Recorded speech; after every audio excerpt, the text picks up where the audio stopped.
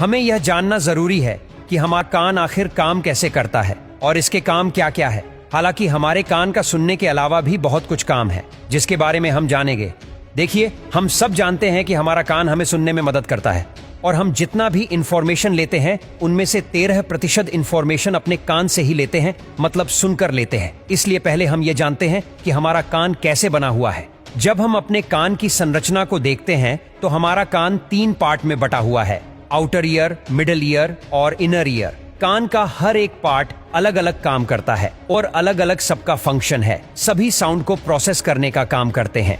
हमारा जो outer ear होता है ये बना होता है पिन्ना से, जो हम अपने कान को बाहर से देखते हैं। बिल्कुल पत्ते की तरह निकला रहता है और इसी पिन्ना के बीच में एक गड्ढा सा बना होता है जिसे कोंचा या कोनका कहते हैं। और इसी पिन्ना के बीच में एक छेद होता है जो कि लगभग 3 सेंटीमीटर लंबा कैनाल बनाता है जिसे एक्सटर्नल ऑडिटरी मीटर कहते हैं।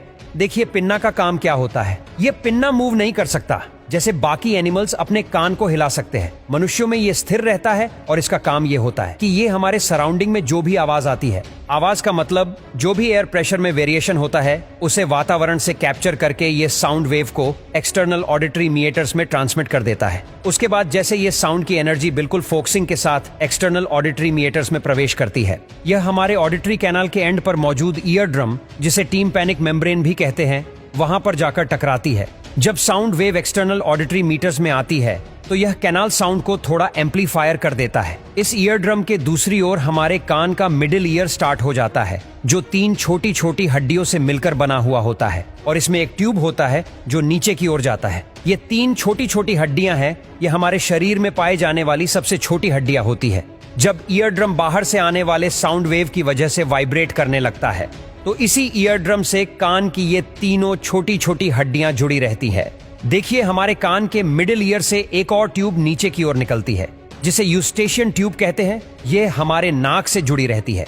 जब भी हम सांस लेते हैं तो नाक के अंदर एक छोटा सा छेद रहता है जो यूस्टेशियन ट्यूब के थ्रू हमारे कान से जुड़ा रहता है, और जब भी हम सांस लेते हैं तो एयर यूस्टेशियन ट्यूब के थ्रू मिडिल ईयर में आकर यहाँ पर ईयर ड्रम पर अंदर की ओर से प्रेशर लगाती है। मतलब ईयर ड्रम पर बाहर से और अंदर से दोनों ही तरफ से प्रेशर लगता रहता है, तभी ये वाइब्रेट करता है और हम साउंड को प्रोसेस कर पाते हैं। मिडिल ईयर में पाए जाने वाला स्टेपीज हड्डी हमारे इनर ईयर से आकर जुड़ा रहता है। हमारा इनर ईयर भी 2 भाग में बंटा रहता है। एक होता है कोक्लिया, जो इसके पीछे इससे जुड़ा हुआ होता है। हमारा वेस्टिबुलर सिस्टम, जो हमारे शरीर को बैलेंस बनाए रखने में मदद करता है।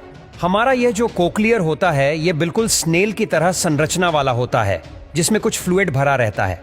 देखिए, जब ईयर ड्रम की वजह से ये तीनों हड्डियां वाइब्रेट करने लगती हैं, तब ये हड्डियां अपने वाइब्रेशन को कोक्लिया में ट्रांसमिट करने लगती है। मतलब इसके वाइब्रेशन से कोक्लिया भी वाइब्रेट करने लगता है और ये कोक्लिया भी अंदर से 3 भागों में विभाजित रहता है। सबसे पहले साउंड हमारे ब्रेन स्टेम में पहुंचता है। ब्रेन स्टेम से एक नर्व आती है। इसी ब्रेन स्टेम के पीछे यहाँ से ट्रैक पहुंच जाते हैं थैलेमस में। और थैलेमस क्या करता है? इन सारे साउंड वेव के सिग्नल को हमारे ऑडिटरी कॉर्टेक्स में भेज देता है, जो हमारे ऑडियो को प्रोसेस करके हमें चीजों को बहुत ही क्लियर सुनवाता है।